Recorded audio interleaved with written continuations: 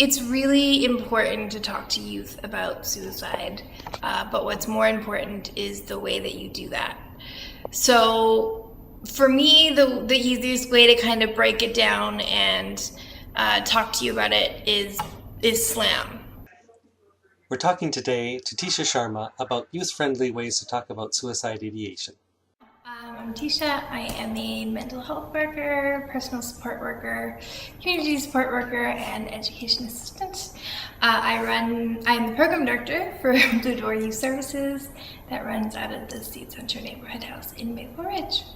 We work with youth aged 13 to 24 who are homeless, at risk of homelessness, or experiencing mental health. I'm a youth with lived experience of suicide attempts and self-harm. I grew up in a really abusive home and kind of experienced like in and out of youth shelters, homelessness, and use self-harm to cope. Ended up on a youth agreement at age 16, living in an apartment by myself, got diagnosed with post-traumatic stress disorder. After my diagnosis, I basically went into isolation. I was really afraid of everything around me. Unfortunately, that included my head as well, because it wouldn't let me forget the things that had happened and had me reliving it every single day of my life. So I was out of physical danger, but it felt like it was happening all over again, which really didn't help.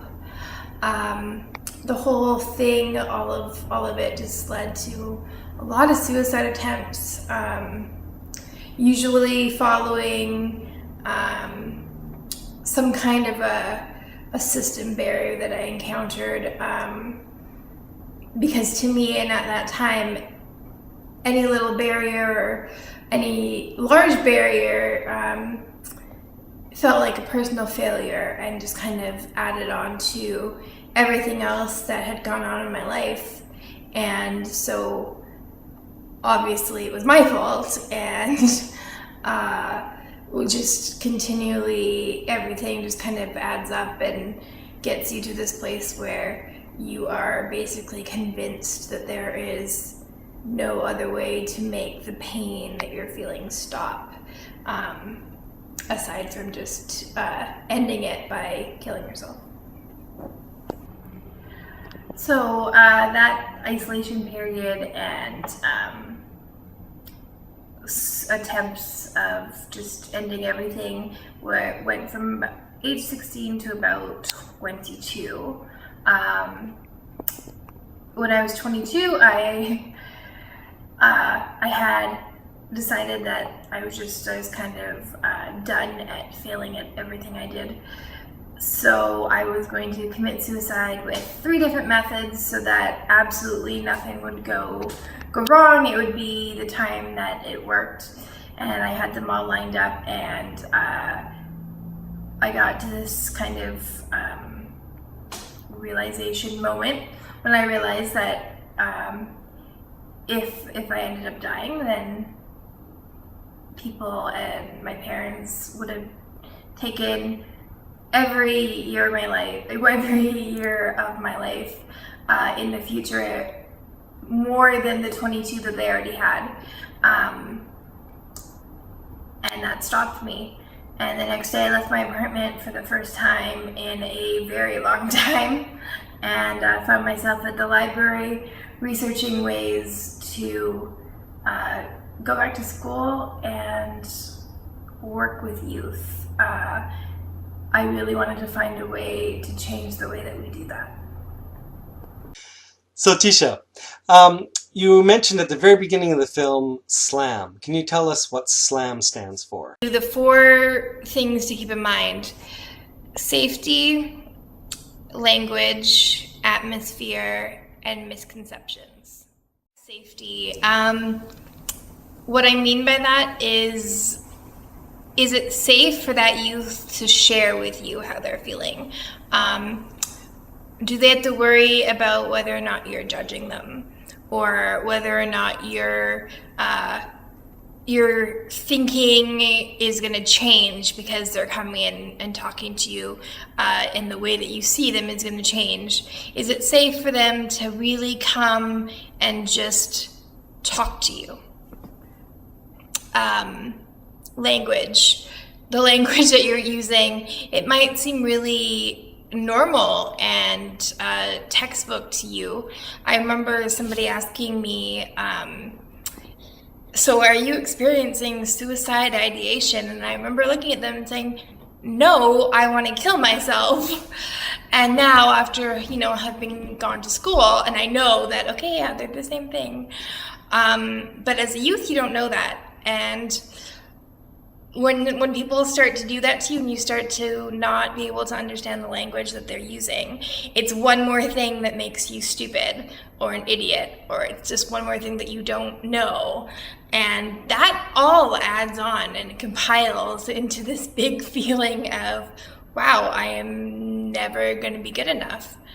And that is not a good place, and we don't want any of our youth to feel like that.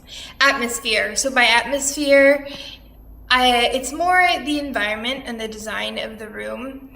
So for somebody with PTSD, something that I'm always really conscious of is having my back to a wall and not exposed to a door or a window, because that makes me really anxious, and I cannot think about the questions or the conversations that somebody's trying to have with me because I'm so preoccupied with feeling unsafe. It's also about how the way that the room is set up. Are you so close that your knees are touching? Is it a really cramped environment? Does it feel like it's open enough for somebody to be able to say something without feeling like they're stuck in this little box? Conversations about suicide aren't something that can happen or should happen in a place like a coffee shop. You don't want that youth to be not talking because they're afraid of having somebody else hear, right? So making sure that the atmosphere that you're in, think about the lighting.